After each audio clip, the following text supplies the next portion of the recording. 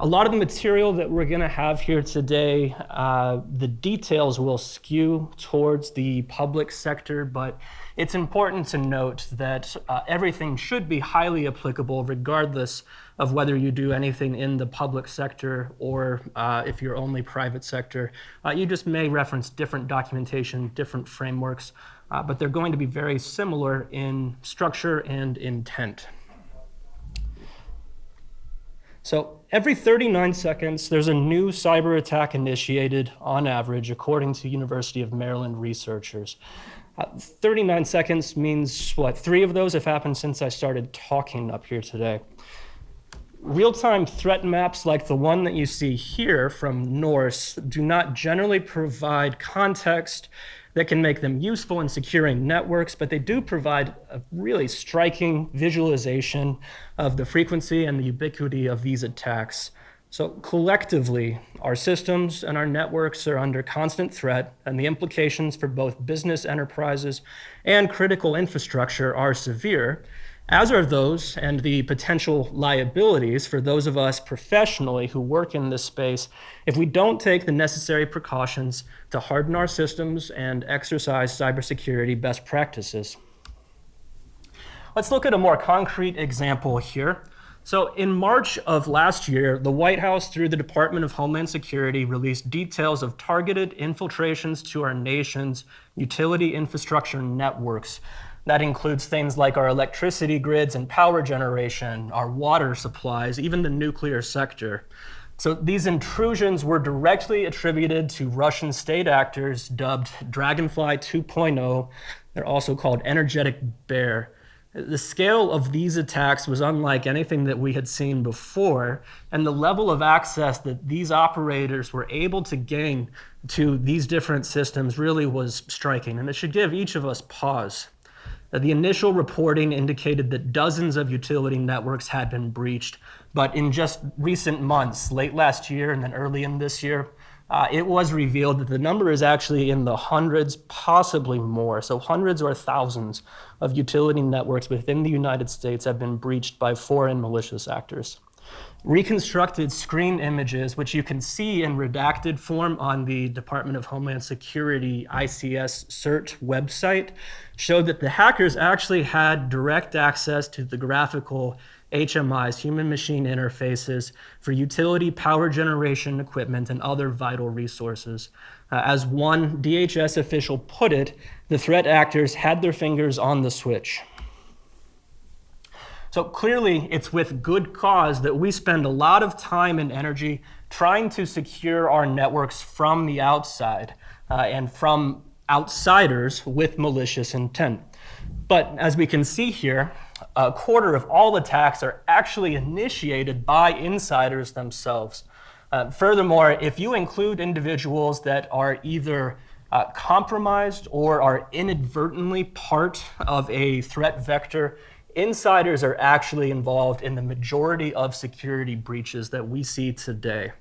The Russian utility hacking made extensive use of social engineering techniques like watering hole domains, spear phishing, and malware as their primary means to gain access to those systems. These are things that basic personnel training and proper adherence to cybersecurity protocols and best practices really could have prevented. The impact of insider threats is even more striking when you consider that 46% of the victims in enterprises that have been struck regard those attacks as more damaging, more severe than those that they've seen from outsiders. And then for those of us on the outside looking in, 75% of these incidents involving insiders never see the light of day. They're not covered in the news media, they're handled internally. So what we do hear about is really just the tip of the iceberg. Accordingly, it is everyone's responsibility within any enterprise to ensure that cybersecurity is being taken seriously and that it's prioritized because the ramifications of not doing so are obviously severe. That includes your product manufacturers, it includes your contractors and system integrators, the owners, the operators, performance contracting and other types of consultants and contractors. Everyone must be involved in your cybersecurity at every stage of every project. Obviously, there are concerns and there's threats that will have a significant impact if you are suffering a data breach, if you are exploited. But there's another downside to not securing our systems. In our industry, as engineers and architects and facility operators, each of us has to be concerned about the security of our systems and our client systems, but also the availability of those systems. So the threat of malicious actors necessitates that we take proper cybersecurity protocols according to the legislation and regulation that's out there today. And that places an enormous compliance burden on all of us who do not have an IT or network security background, like almost everyone in the room here, except my friend from the registration desk over there. But especially in the public sector, the complex web of special publications, DoD instructions, unified facilities criteria, command memos, it really makes this incomprehensible patchwork of regulations that you must comply with that are so convoluted and often contradictory. For those of you that have worked in the federal space, have you encountered that before? Yeah, it'll make you really just question why we're going through this. The compliance burden for installing systems is often so high that it must make you ask, why are we even doing this? If you're installing a $50,000 building management implementation and it costs $50,000 or even $100,000 to ensure that it is cyber secure, that doesn't really make good business sense. But compliance is mandatory. I've received this email not too long ago from a DoD contact in desperation. He was looking for help in keeping his systems online. I mean, the email continued at some length like this, and I kind of get the heebie-jeebies every time I read it, because he was in such a distraught position here, such a bad place, because he had invested hundreds of thousands of dollars and many months of his and his team's time in this deployment, only to hear that the rug was going to be pulled out from underneath him by his IT administrators, his cybersecurity enforcement officers. And there was nothing that I could do for him at that point. There's no quick fixes here. If you're dealing with larger, complex entities, especially in the public space or the financial sector, these are sophisticated IT groups. They are already taking cybersecurity into account, and if your systems do not comply with their requirements, your equipment will be scanned and it will be removed from the network. Enforcement is happening. So with that, I'll let Jesse step up here and talk a little bit for a moment. Yeah, the system that Chris was just talking about, a lot of the reason that they ran into the trouble that they did is because in their contract it stated that they did have to comply with the federal government risk management framework, and they didn't do it because really no one understood what it was. So by making sure you understand those contracts, that's really important as well. Cybersecurity applies to your entire operation. It's part of a holistic program, and it's got to really become part of your company culture. There's no point in securing the system if you leave the buildings wide open, and there's no point in securing the buildings if you're going to leave the system wide open. So you have to think about it from end to end, which we'll really be stressing that as we go through. Protect your business. So what we look at is not just, hey, we got to put these controls in place. What we're really looking at doing is protecting the company's image and reputation. Because look at what happened to Target, right? How big of a hit did they take because their control system wasn't properly secured? You want to ensure your business continuity. We got to keep things flowing, because once they start slowing down, there's one of the oil wells over in or the oil companies in Saudi Arabia got hit a few years ago. They had to shut down for 2 weeks, cost them $2 billion. So that's the kind of thing we try to avoid with the compliance. Avoid regulatory penalties. In most industries, you have financial concerns. If you don't follow, you don't do your due diligence, you'll run into some regulatory compliances. Protect critical digital assets. So we want to make sure we're protecting the laptops that we use, the computer systems, the hardware, and the server racks, as well as the data. Improve robustness to the to cybersecurity. So by following these guidelines that are set forth in these various regulatory requirements, you're really making your system more robust and less susceptible to cyber attack. And then optimize inventories and assets. Again, we got to secure the building because we don't want our equipment walking off. How many of you guys walked in here with an iPhone that belongs to the company? How are we securing that? That's another thing that we got to look at. Thanks, Jesse. So why are we having this conversation? It really is, as I alluded to a moment ago, the convergence of operations technology with information technology. You take the cell phone that Jesse just mentioned and look at how a company like Uber or Lyft has revolutionized taxi service by combining your phone and the GPS positioning and communications capabilities that it provides with cloud functionality, with the actual operations technology of a taxi and a driver to get you around anywhere you need to go more quickly, more securely, and efficiently than we ever dreamed with taxi cabs previously. IoT, the Internet of Things, or the IIoT, the Industrial Internet of Things, is revolutionizing not just industry but society today. It's changing the way that we work and operate in every facet of our lives. I've had a busy day today. I haven't used my phone that much, but I look at the screen time counter that Apple gives me here, and it says I've already been on it for 2 hours without even realizing it today.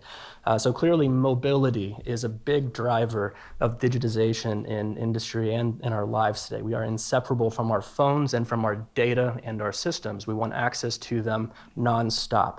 Connectivity is another driver or key trend that we see in this industry. You get that a lot from wireless. It's a lot easier to deploy new sensing technologies and hardware if you don't have to run pipe and wiring throughout a building at prevailing electrical wages if you can just plug it in and connect it to your network. There are security concerns there, of course, but that's becoming commonplace, wireless connectivity. And actually, hardware costs are falling rather precipitously as well. So you're seeing where we might have only installed 2 or 3 points for monitoring a system in the past, maybe we're installing 4, 8, or 12 today because the hardware is almost disposable in terms of its cost at this point, especially if there's not a high degree of labor intensity to replace or service it. The cloud then is what enables that kind of mobile connectivity. It allows us to have our data anywhere. It allows multiple people to access data simultaneously and permits that connectivity across all of our systems. Analytics, however, are increasingly a part of the solutions that those of you in this room are putting together. You're seeing them more and more in your specs. In the expo hall, I saw at least 2 or 3 vendors that are focused exclusively on building analytics and driving that kind of functionality, right? We've had building automation systems and metering systems for decades, and most of the time they've sat in the back room or the back of the mechanical room or in the server room. The lights are blinking, the hard drives are spinning, they're generating reams and reams of data, gigabytes upon gigabytes, but no one does anything with that raw data. Analytics today presents a great opportunity to actually yield insights from that data that you can then use to drive positive change, positive impact in your systems and in your businesses. So the size and the impact of the Internet of Things are undeniable. It's already a $100 billion market.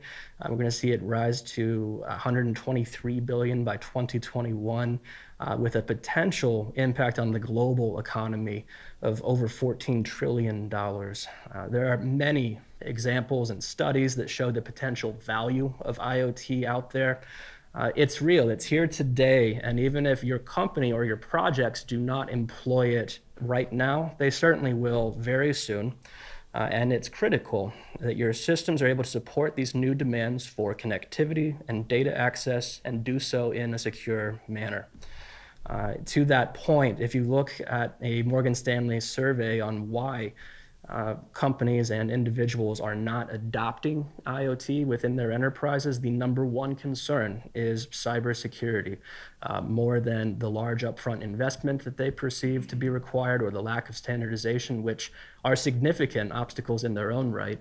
Cybersecurity is the leading reason that people are not taking advantage of the value that IoT can provide. So now we'll take a look at the cybersecurity threat landscape. You can see that year over year, the total number of malware infections have gone up exponentially. It's going to continue to get worse. They estimate that there's over 500,000 new malware infections per day. That is alarming. And that's the ones we know about, which kind of brings me to a point, too, where we're talking about why are we going to this IoT of things? So if we're doing things on RS-485 or the serial controls like we kind of talked about before we kicked off, we have no way of knowing if those particular devices are in any way, shape, or form affected by anything. And there are vulnerabilities in the serial connections as well. At least if we go to the web-based Internet of Things, if those things get compromised, we're able to know about that. We can put intrusion detection and prevention systems on the network to kind of help us with that. So at least we'll be able to respond to them.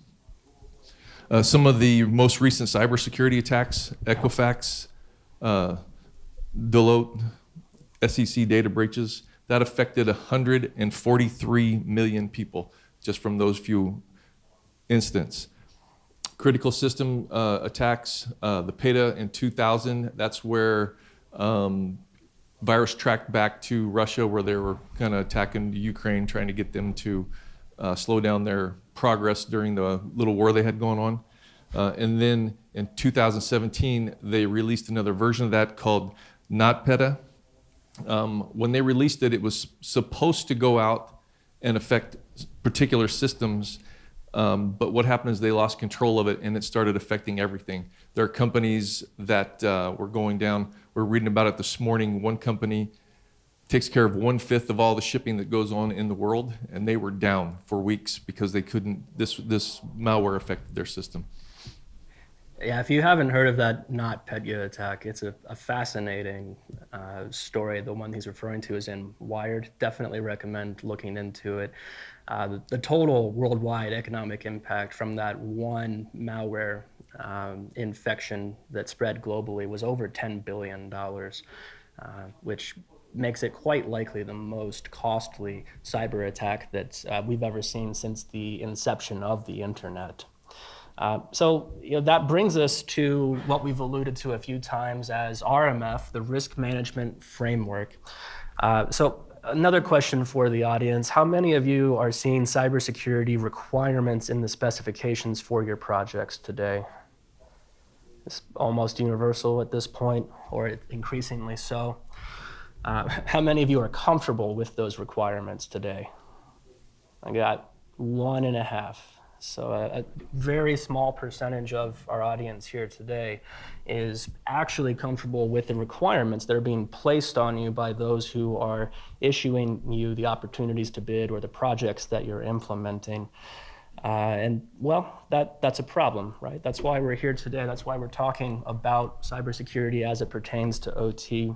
But there's good news. There's many different ways to achieve a cybersecure posture with the deployment of your systems. And the one that we're really going to focus on is RMF today. So the system is navigable. There's a multitude of resources available to help you. By way of introduction, my name is Chris. I'm with Schneider Electric, and I am now in our data center segment as a solution architect, but I've spent about the last 13 years working primarily in the deployment and then in the compliance for cybersecurity of automation and metering products in federal space, especially in energy savings performance contracts. My colleague Jesse. Yeah, my name is Jesse. I also am with Schneider Electric. I'm the program manager for Schneider's cybersecurity compliance team. Just curious, out of all you guys out there who said that you're seeing more cybersecurity being called out in your projects, are they specifying a particular platform, or is it just say you have to meet some general ghostly cybersecurity compliance? Yeah. We focus primarily on RMF. We do a lot of DoD work, so I've been doing that since 1997 is when I first started with the military and doing some form of cybersecurity. So for the remainder of our time here, we're going to really try to distill RMF into some bite-sized pieces for you, simplified concepts. We'll discuss the nuances of applying it to operations technology. And keep in mind, as I said up front, if you're not dealing with the public space, that doesn't mean this isn't applicable.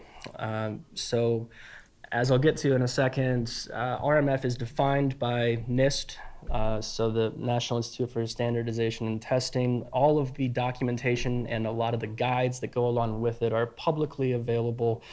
They're provided at no cost via the internet. So if you are dealing with a specification that requires you to implement a framework for managing cybersecurity risk, and it's not actually specified which one that you should use, RMF, as defined by NIST, is one of the available options to you. But you're going to see a very similar structure, similar requirements, regardless of whether you're talking about RMF or NERC-CIP, or there's some specific ones in healthcare and in financial industries as well. So RMF is defined specifically by NIST Special Publication 800-37. But before we get into any details, I want to make sure we understand the goals of RMF. So beyond establishing the framework for securing information assets, it's also very much centered on FISMA compliance. So that's the Federal Information Security Management Act, which was approved in 2002. So for those of you that work in the public sector, or especially the federal space, your clients are directly required to comply with FISMA, and RMF is the vehicle that NIST and the government has provided for its own entities to achieve that goal.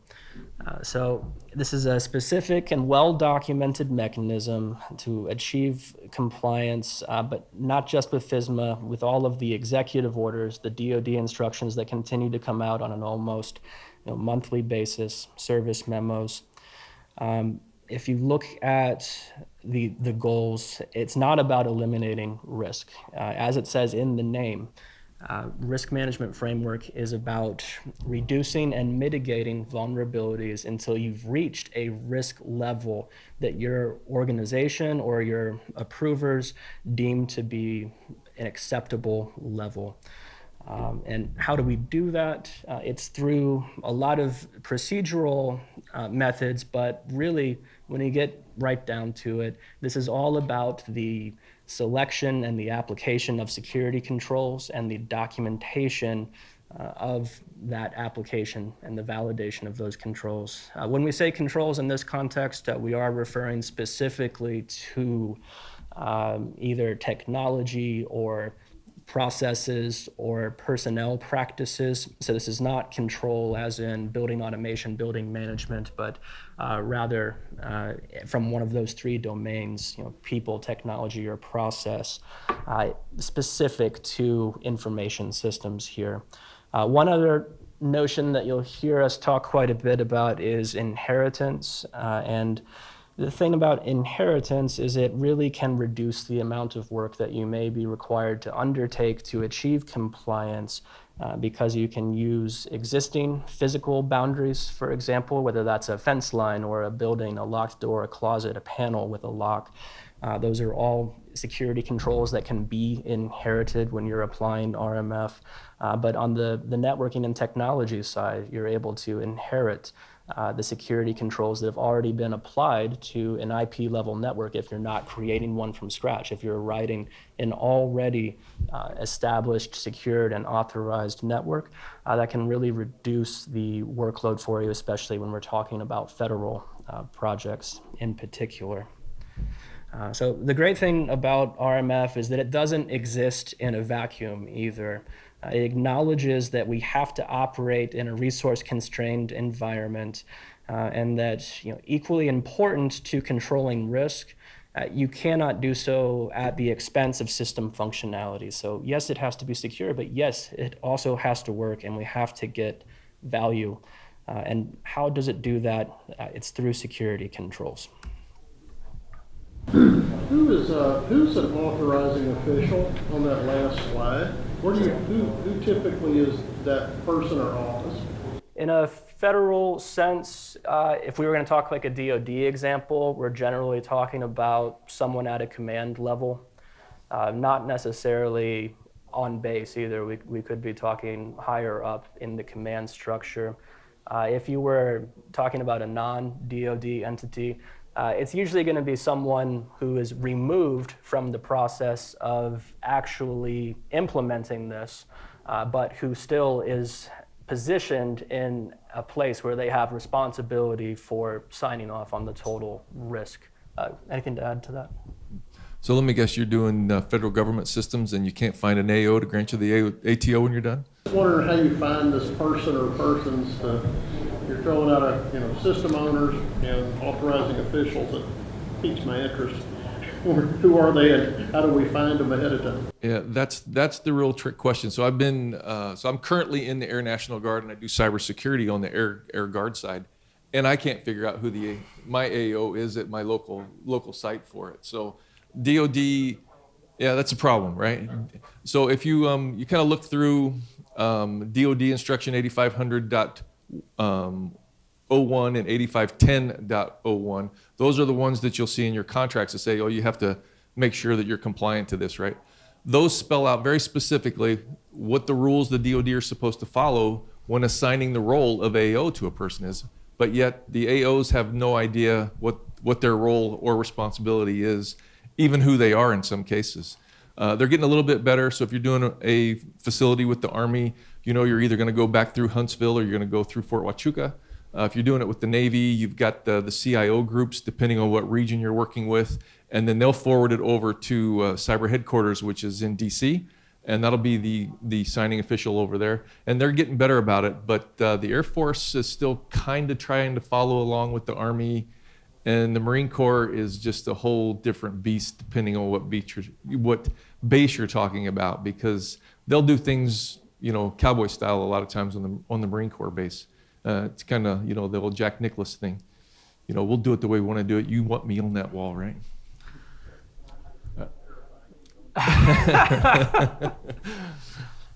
So some of the things for you guys to write down, if you really like, if you have to meet some type of cybersecurity footprint and it doesn't spell it out in the contracts, or you're not really sure what to do, write down NIST SP 837. That's the main guide to risk management framework. You want to get and that's what we'll talk about. We'll do the categorization piece of this, right? So we have to look at this. What kind of data do we have? Are we passing people's username and passwords in the clear? Is it just simply metering data that we're passing around? How critical is that data? And then we'll get a rating of low, moderate, or high, depending on what our categorization level is. So then we go to the section. So you see NIST SP 882 up there? That's a good one to write down, because if you're doing an industrial control system network somewhere, the title of that document is Industrial Control System Network Best Practices. So that's written by NIST, so you can follow that. That's a good guideline. And then in the controls, if you want to see what the controls look like, go to NIST 800 53 or 53A and 53A. And those will list about 1,600 different controls that you have the pleasure of making sure your system meets up to. And that's a daunting task. It takes about 12 to 16 months to go through that whole thing. So once we finish the selection, so now we've categorized our system, we know what controls we're putting in place, now we have to implement those controls. And how do we do that? You're going to get some scanning tools that you have to use. Nessus is a pretty widely used tool. Federal government, if you're working with them, they have some tools they like you to use. And they're not too difficult to find. There's also things called STIGs, Security Technical Implementation Guides. Those can be found on DISA's website, so you can download those as well in some cases. But they'll give you a good idea of what you have to do control-wise, depending on that categorization, to be compliant. Once you get it all locked down, you scan it, you're compliant, you test it to make sure everything still works, because it's really easy to make the system compliant, but it's not very easy to make it compliant and still have it work. So we want functionality as well, right? So once you get it as good as you can, you bring in an assessor. So get a third-party validator. Again, if you're working federal government, that's a requirement. They'll take care of paying for that validator because you won't be allowed to. And the validator will come in. Really what they're doing is saying, hey, we've looked at what you said you did and we verified that you actually did what you said you were going to do. Then we turn it over to the ghostly AO, the authorizing person. And what they're supposed to do is look at what you did, what the validator did, and make a judgment on whether they're going to accept the risk of the system based off of what those two scans look like. And then after, yes, sir. I want to say there's a lot of talk in the community now too. They should have a step 0. I don't know if they're going to provide this for it, but a lot of the who's your your AO is defined in step 0, and also unified facility criteria UFC. I think it's 410.6. Yes. The design side for I guess dictation how this gets implemented and how it's going to design. If you ever respond on that. Yeah. So if you look at the UFC code, the first paragraph UFC code says you're going to follow the NIST 853 line. So they really kind of mesh those things together. It's really everybody kind of taking care of themselves. You know, the real thing is we want to be compliant with FSMA, right? So what's the federal government do? We're going to have NIST make sure that they write a policy so we're compliant with FSMA. And then what's the DoD do? Oh, we're going to write a policy to make sure we're compliant with NIST, to make sure we're compliant with FSMA. And not to be outdone, the Army, they have their own version, the Navy has their own version, Marines, and so forth. Department of Defense, it's total ridiculousness, but it is what it is, right? So once you get it authorized, at that point you kind of turn it over to the customer, and the customer now is responsible for monitoring it, because we can be in compliance today, there can be a new virus let go tomorrow. How do we know if we're still in compliance if we're not monitoring the system? So we have to monitor it, that's critical. Yeah, so clearly it's a life cycle, right? Cybersecurity is not an end state that can be achieved, but rather is a continuous journey that requires refinement and adaptation as the threat landscape evolves. Jesse gave you the high-level overview of the process there. I'm going to step back and give you a few foundational concepts before we go further here. So vulnerability is a word you've heard us use a bunch, and that is a weakness that can be taken advantage of either purposefully or possibly accidentally exploited, which is the means of leveraging a vulnerability to gain control or access or to damage a system. Threat would be the potential for a threat agent to exercise a vulnerability, and risk is then the impact of actually having that threat realized. Categorization is step number 1, and what does that mean? It's all about the CIA Triad. I'll let Jesse speak to that. So Chris says CIA Triad because he's more on the end user side. I say ACI contract because I'm more worried. I'm a cyber guy. I'm more worried about the availability than anything else. But in truth, what we have to do is make it all work together, right? Because it doesn't do us any good to have a really secure system without being able to use it. So in order to do that, we have the CIA Triad. Confidentiality. We want to make sure 2 things.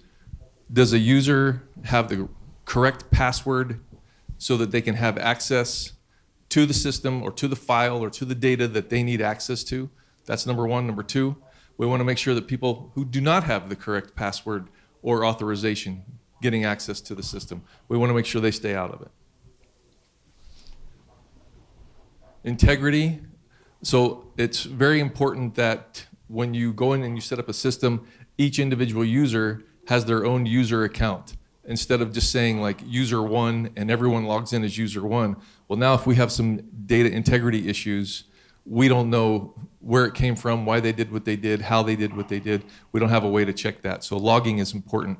That's why we have multiple users. Also, if there's a compromise, we're not going to know how it was compromised. So it's going to make our job of responding to an incident much more difficult. And then 3 is availability. Your IoT guys, your OT guys, the infrastructure people, they are only really concerned about this. Well, it's their number 1 priority. whereas everyone else is going to be concerned with availability, or being able to access it, right? They want to know what they're doing. But here we got to make sure that it's available and it's secure at the same time. So if we follow all three of these pieces and we put them all together, then we get some end-to-end cybersecurity. Once a system's categorized, that's when you can begin the real work of designing the system, implementing the necessary security controls. So one of the first steps that you'll always want to take when pursuing the application of security controls is isolating the network. And I don't want to spend too much time on this, but historically, one of the primary means that you would see of accomplishing that is a standalone or an air-gapped network.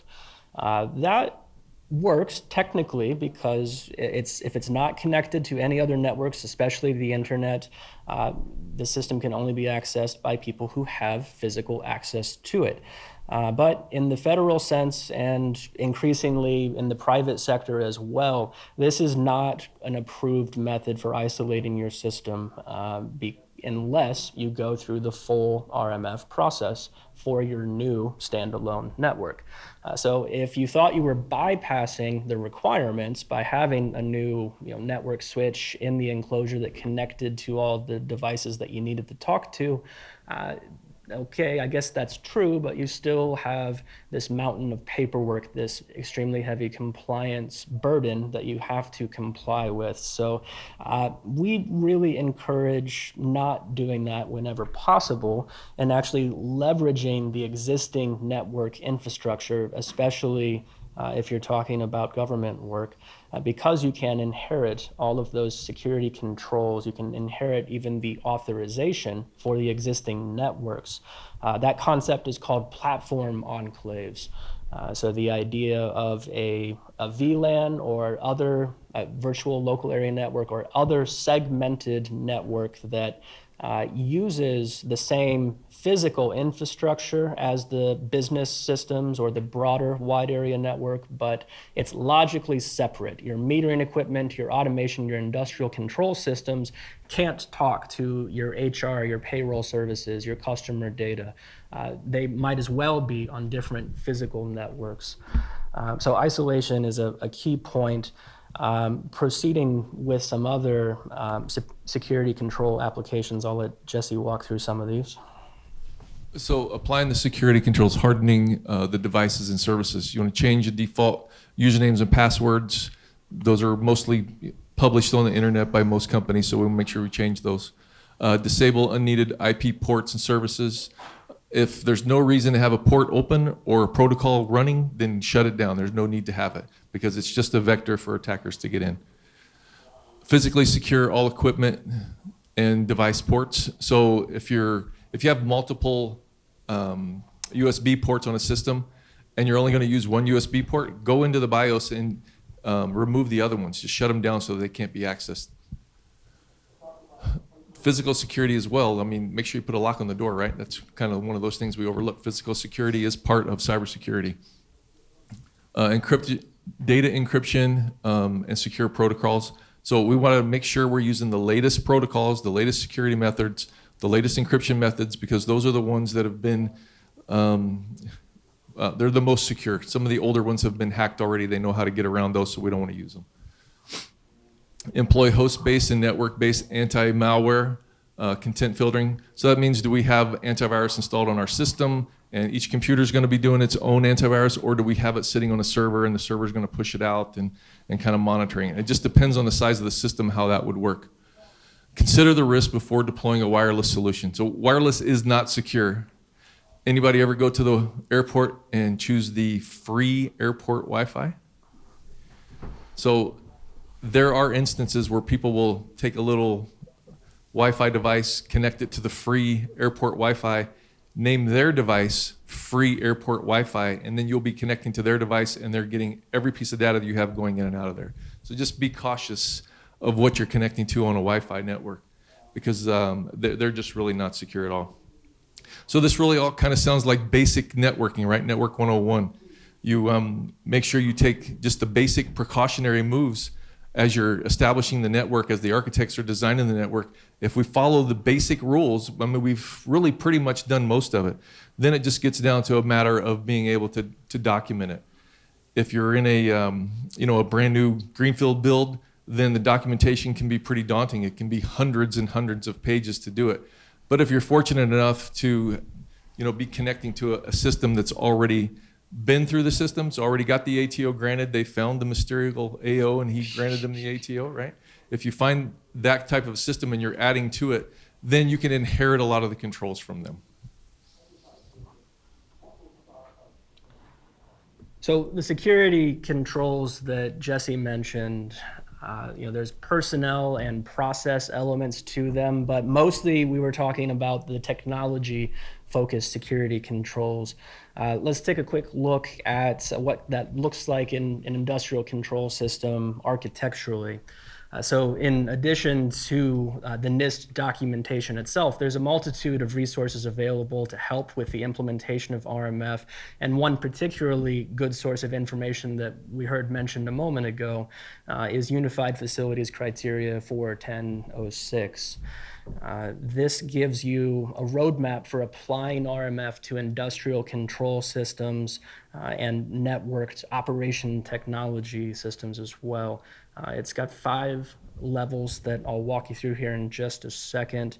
Not every system will have every device type or even every level, but as a general depiction of what these systems look like, it's pretty solid. An important note is that there are what's called standard IT elements and then non-standard IT elements in the architecture, and that's as close as you're going to get to a clear division between the IT side of your systems and the OT side of your systems, and that kind of allows us to demonstrate the utility of a platform enclave a little more clearly and how you might be able to inherit the security controls or the authorizations of those systems, which is extremely useful and reduces your compliance burden, not just up front, but in the life cycle as well. If someone else is already responsible for maintaining, for patching, for scanning, and reauthorizing your IP level networks, why not take advantage of that? So level 0, starting at the bottom, that's going to be your non-networked devices, sensors, actuators, and the like. Moving up to level 1 is the non-IP level, the non-internet protocol network controllers. That can also be smart devices, smart controllers, or smart actuators, things of that nature. Moving up to L2 is controllers that are on your Ethernet, your IP network. Level 3 above that is field point of connection, FPOC, and that can be a router or it can be a supervisory controller. If you're dealing with a JACE-based platform, for example, the JACE, your building supervisory controller, is often going to be your FPOC. And then you start looking at the actual IP network infrastructure itself, and then interfaces to external networks, whether that's a cloud-based analytic platform or just remote access connecting two disparate parts of your enterprise together so that they can utilize this system and gain the same benefit from it.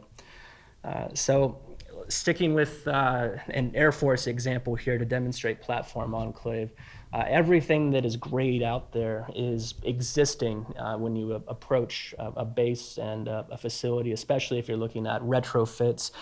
You may, if you're putting a new facility in an existing base, you may have to expand those existing networks, but it's the responsibility of the comm squadron or the network enterprise operations center. It's generally not going to be the responsibility of the more OT-centric folks, the civil engineering group, for example.